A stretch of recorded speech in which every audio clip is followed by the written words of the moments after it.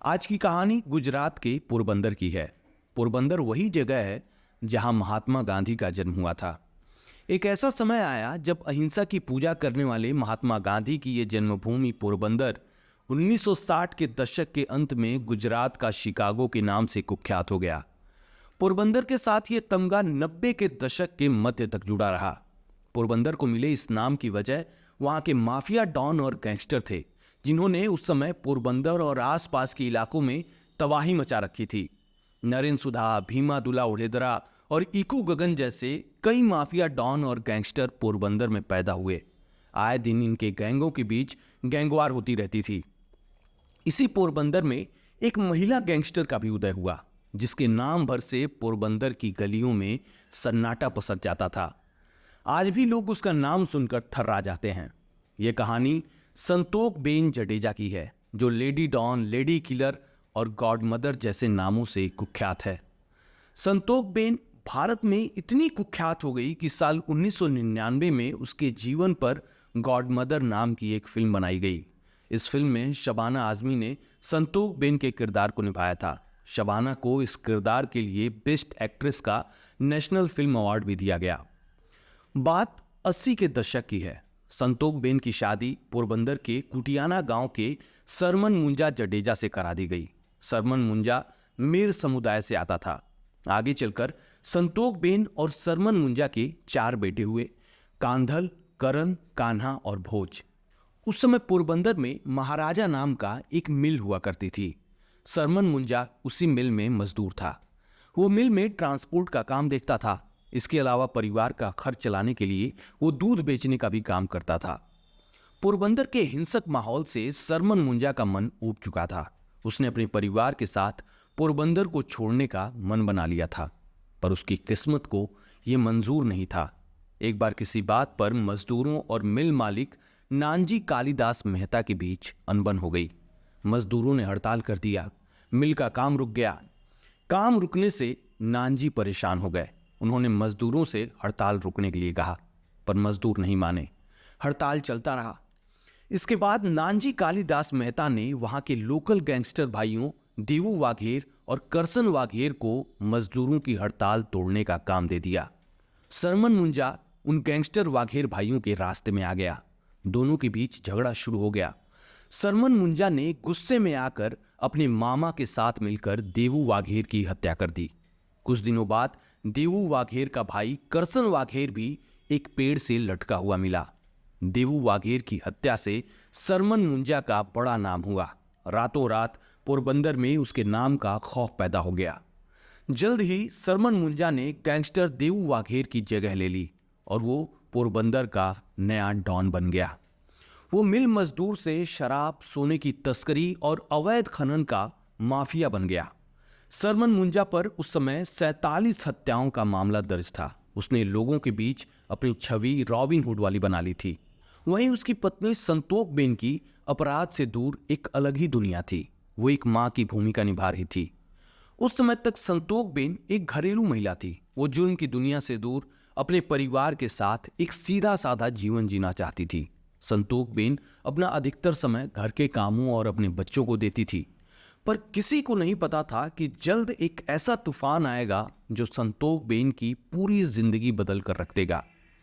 साल 1986 में सरमन मुंजा ने आध्यात्मिक गुरु और समाज सुधारक पांडुरंग शास्त्री अठावले के प्रभाव में आकर जुर्म की दुनिया को हमेशा के लिए अलविदा कह दिया। सरमन मुंजा ने सोचा था कि जुर्म की दुनिया छोड़कर वो पत्नी और बच्चों के साथ सुकून की जिंदगी जिएगा, पर ऐसा हुआ नहीं।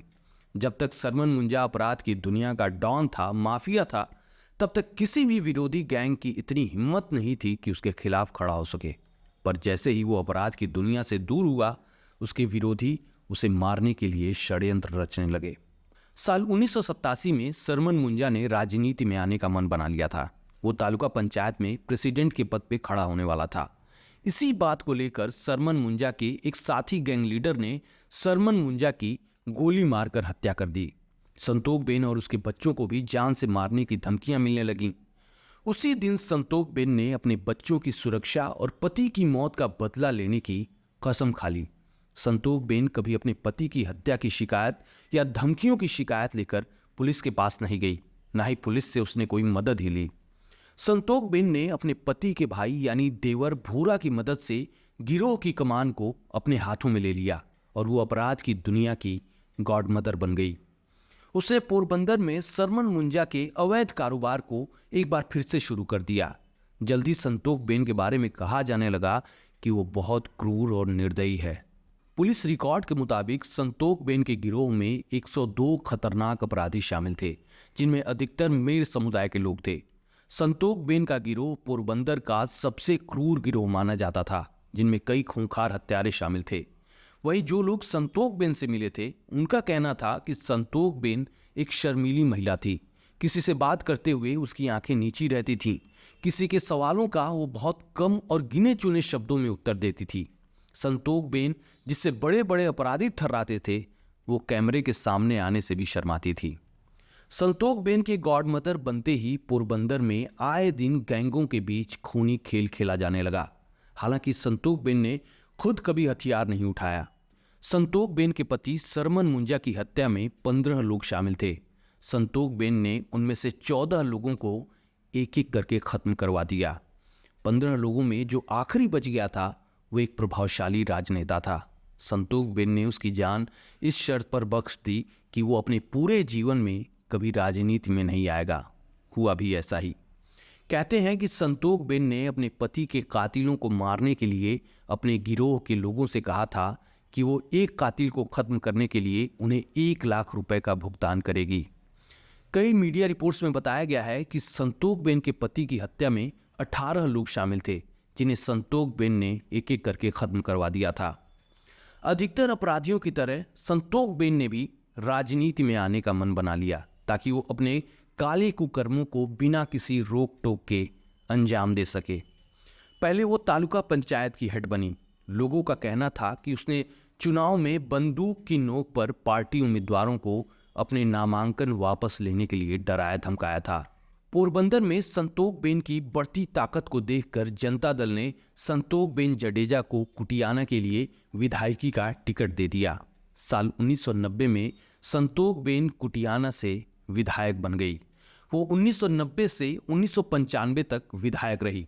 पुलिस रिकॉर्ड के मुताबिक 1980 के दशक के अंत से 1990 के दशक की शुरुआत तक संतोकबेन के गिरोह के खिलाफ 525 आपराधिक मामले दर्ज थे। वहीं 9 मामले खुद संतोकबेन के खिलाफ दर्ज थे। पोरबंदर के रियल एस्टेट, ट्रांसपोर्टेशन, चूना पत्थर की तस्करी जैसे धंधों पर संतोकबेन का कब्जा था। व्यवसायियों से जबरन वसूली हो, मर्डर हो या फिरौती हो, ये सब संतोकबेन के इशारे पर होता था। दैनिक भास्कर के मुताबिक अंडरवर्ल्ड डॉन करीम लाला संतोकबेन का बेहद करीबी था। हालांकि आने वाले समय में भावी उत्तराधिकारी की लड़ाई ने संतोकबेन के साम्राज्य को खोखला कर दिया। धीरे धीरे उसका रुतबा धुंधला होता गया। उसके अपने ही परिवार में फूट पड़ गई। आपसी मनमुटाव बढ़ने लगा, हत्याएं होने लगीं। यही वजह थी कि 1990 के दशक के मध्य में संतोकबेन पहली बार पुलिस की गिरफ्त में आ गई। इसके बाद संतोकबेन कुटियाना छोड़कर राजकोट रहने चली गई। उत्तराधिकारी की इस लड़ाई में संतोकबेन की बहू रेखा जडेजा की मई 2006 में गोली मारकर हत्या कर दी गई। रेखा कांधल जडेजा की पत्नी थी। रेखा की हत्या का आरोप कांधल के ही भाई करण पर लगा।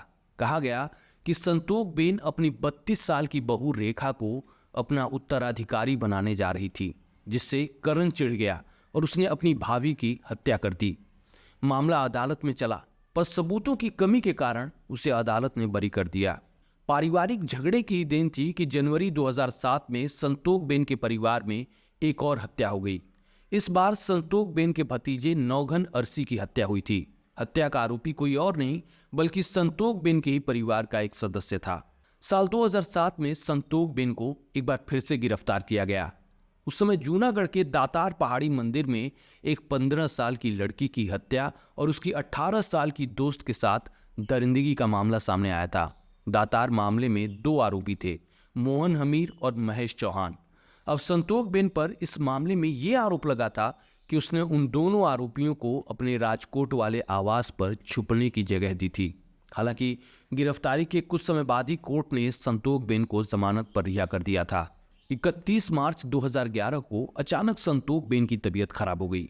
सीने में दर्द की शिकायत के बाद संतोखबेन को अस्पताल ले जाया गया, जहां 62 साल की उम्र में दिल का दौरा पड़ने से संतोखबेन की मौत हो गई। भले ही आखिरी समय में संतोखबेन की गॉडमदर वाली छवि धुंधली हो गई थी, पर कहते हैं कि जब संतोखबेन का अंतिम संस्कार किया गया था, तब उस समय अंतिम संस्कार में भाग लेने के लिए परिवार के सदस्यों के अलावा वहां हजारों लोग इकट्ठा हुए थे। संतोखबेन की मौत के बाद उनके बेटे कांधल भाई ने उनकी विरासत संभाली। कांधल पर भी कई आपराधिक और हत्या के मामले दर्ज हैं। कांधल कुटियाना सीट से 3 बार विधायकी का चुनाव जीत चुके हैं, 2 बार एनसीपी से और 1 बार सपा से। अभी वर्तमान में वो सपा से ही कुटियाना के विधायक हैं। तो ये कहानी थी महात्मा गांधी के जन्मभूमि की रहने वाली गॉडमदर संतोखबेन जडेजा की, जिसने सालों तक पोरबंदर पर राज किया। आज भी कुटियाना में लोग संतोखबेन के नाम से खौफ खाते हैं। तो आज की कहानी यहीं खत्म होती है। अगली कहानी में जल्दी ही आपसे मुलाकात होगी। तब तक के लिए जय हिंद।